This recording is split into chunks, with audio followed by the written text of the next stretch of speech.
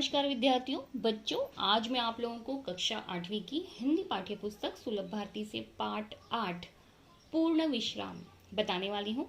इस पाठ के लेखक बच्चों सत्यकाम विद्यालंकार जी हैं। सबसे पहले हम जान लेते हैं इनके बारे में। चलिए देखते हैं लेखक परिचय।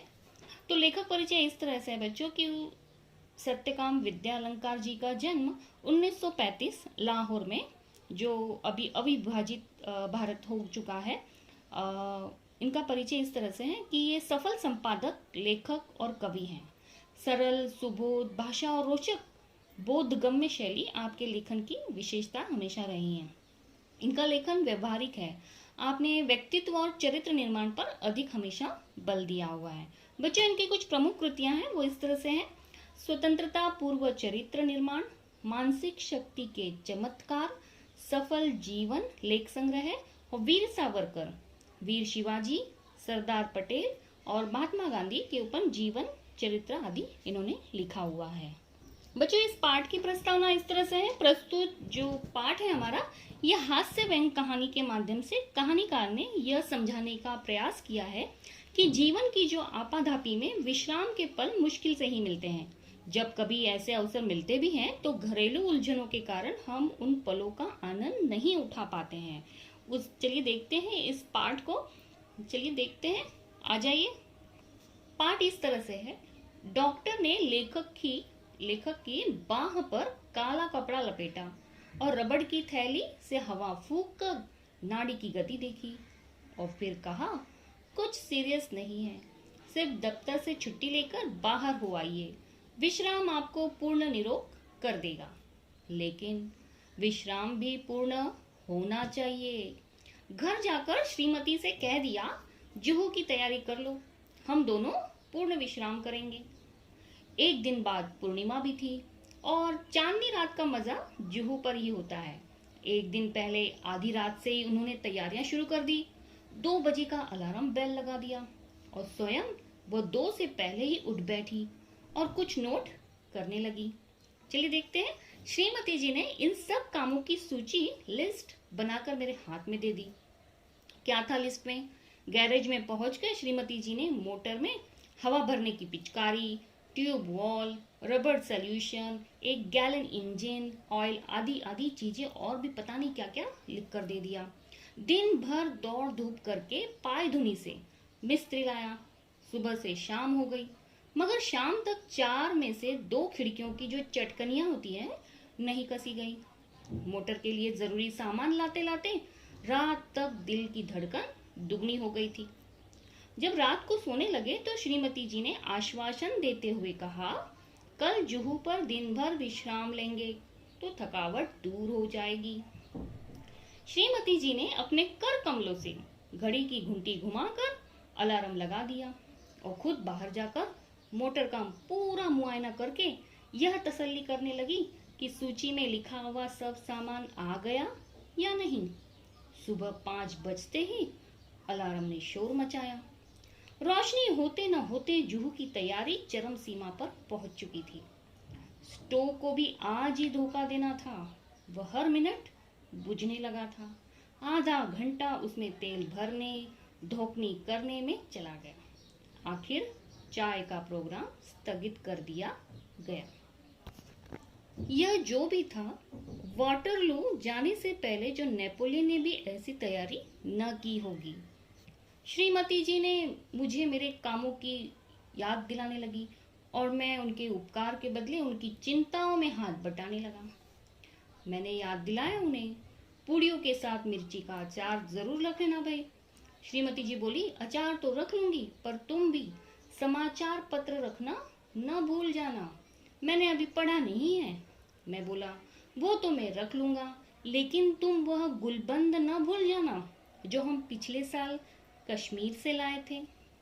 जुहू पर बड़ी सर्द हवा चलती है।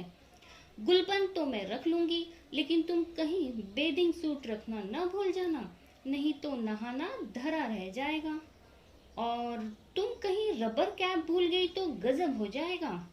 वो तो रख लूंगी, लेकिन कुछ नोट पेपर लिफाफे भी रख लेना। और देखो, राइटिंग पैड भी न भूल जाना। राइटिंग पैड का क्या करोगी? कई दिन से माँ की चिट्ठी आई पड़ी है, जुहू पर खाली बैठे जवाब भी दे दूंगी, यूँ तो वक्त भी नहीं मिलता है। और जरा वे चिट्ठियां भी रख लेना जिनके जवाब देने हैं। चिट्ठियां ही रह गई तो जवाब किसके दोगे?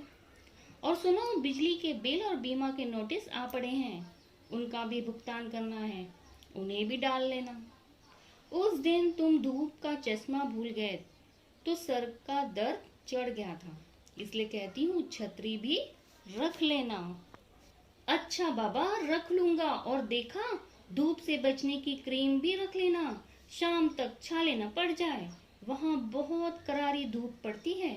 श्रीमती जी कहती तो जा रही थी कि रख लूंगी, लेकिन ढूंढ रही थी नेल कटर, कैंची, ब्रश और सब तो मिल गया था, लेकिन नेल कटर नहीं मिल रहा था, इसलिए बहुत घबराई हुई थी।